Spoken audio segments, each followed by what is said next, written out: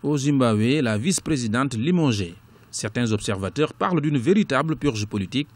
Le président Robert Mugabe a congédié mardi 9 décembre sa vice-présidente Mme Joyce Mujuru, avec qui il était en conflit. 8 autres ministres proches de la vice-présidente ont également été écartés. Le limogeage de la vice-présidente, c'est une manière pour lui de se débarrasser d'une personnalité qui aurait pu lui succéder. Donc je pense qu'il est en train de choisir quelles seront les personnalités à lui succéder. Donc on voit très bien que c'est toute une branche de la ZANU-PF qui est mise de côté. Et il est très probable que ce soit la branche favorable à Mme Mugabe, Grace, qui soit en mesure de succéder à Robert Mugabe.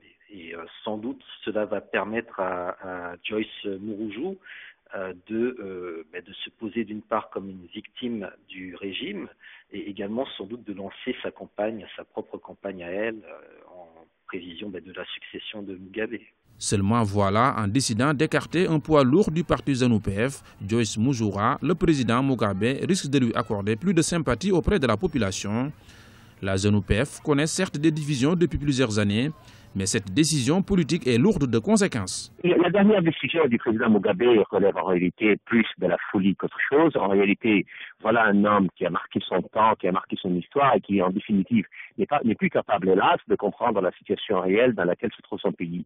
C'est-à-dire qu'en définitive, nous sommes dans une fin de règne complètement pathétique d'un grand homme qui a vécu grand, qui a dirigé grand et finit malheureusement pas du tout comme il aurait pu vivre.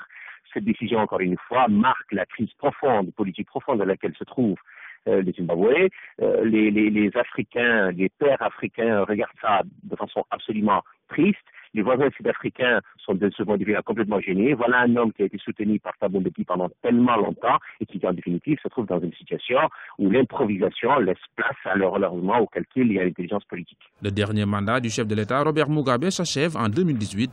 La première dame, Grace Mugabe, nourrit l'ambition de diriger le Zimbabwe. Sa nomination à la présidence de la Ligue féminine du parti lui permet automatiquement d'entrer au bureau politique du mouvement, dont elle était jusque-là simple membre.